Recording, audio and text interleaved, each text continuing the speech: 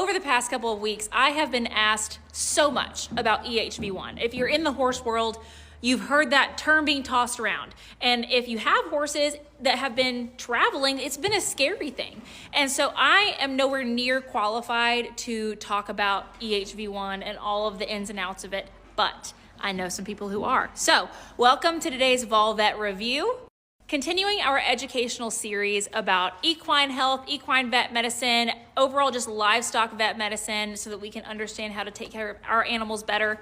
So thank you to Dr. Carla Summerdahl. She is going to talk to us about EHV-1. So here she is. Okay, hello, I am Dr. Carla Summerdahl. I'm a large animal internal medicine specialist here at the University of Tennessee College of Veterinary Medicine. And today we're going to talk about equine herpes virus. So equine herpes virus is a common respiratory virus in horses, and it can also cause abortions in pregnant mares, but we generally think of it as causing upper respiratory symptoms in horses. But unfortunately, it can cause neurologic disease also, and there is a strain of the virus that is more common to cause these neurological signs. And it's mainly because that strain causes a higher number of virus in the blood. And so it's more infectious to other horses, from horse to horse, and it's also more likely to go and cause damage to the brain or spinal cord of a horse. And it does this by causing damage to the blood vessels that are actually supplying the blood to the spinal cord and the brain. And so that damage is what caused the symptoms that we see in the horses that do get the neurologic signs. So what are the signs that we see? Well, sometimes horses will just have a fever if they have equine herpes virus. Sometimes they will also show signs of a respiratory infection. But the horses that develop the neurologic signs, they're more commonly will show hind limb weakness, maybe a little bit of imbalance in their hind limbs. They may actually even have decreased tone in their tail and have urinary incontinence or dribble urine and not be able to urinate normally. So those are the things we look for. How do we prevent this in horses? Well, vaccinating against equine herpes virus 1 and 4 is very helpful. And keeping your horse well vaccinated will help prevent it shedding and spreading to other horses. But also good biosecurity. When you take your horse to horse shows or around other horses on a trail ride, always think about preventing spread from horse to horse. So bring your own water buckets. Bring your own feed buckets, bring your own anything that you might share with another horse. Make sure you're keeping that good biosecurity with your animal. And then also kind of know if where you're going, if those horses are well vaccinated. It's kind of hard to know exactly, but if you have a group of friends you ride with or trail ride with, well then, vaccination is really the only way we can help prevent the shedding of this virus. Unfortunately, there's not a lot of good treatment specifically for this virus, but as far as what we do as veterinarians, recognizing the signs really quickly, calling your veterinarian if you have a horse with a fever, off-feed, respiratory symptoms, so we can test and see what's causing it. We just take care of these horses' symptoms. There are some antivirals that can be effective early in the disease, but they're not always 100%.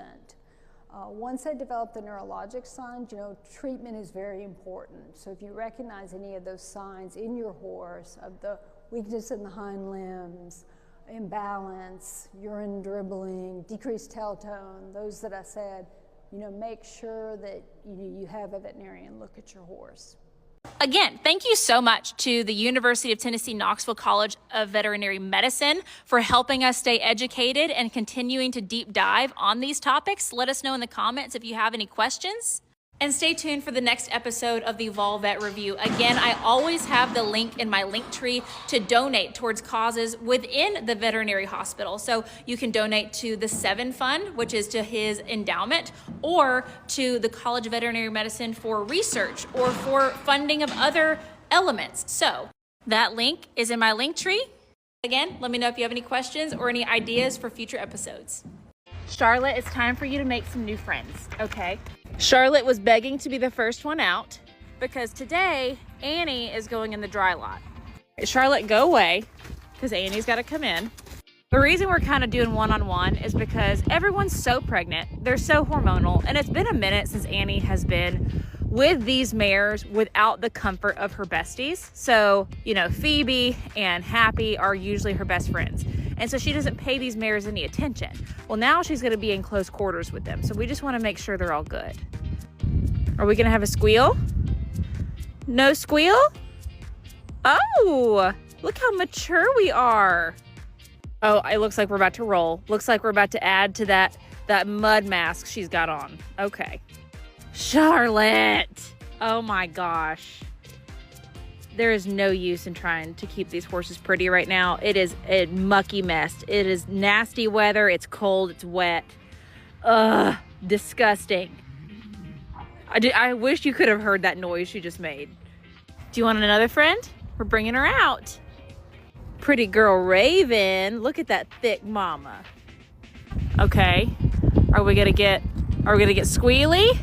If Annie doesn't squeal for any of these meetings, I'm convinced she's carrying a filly. There's got to be a girl in there for her to be acting so calm.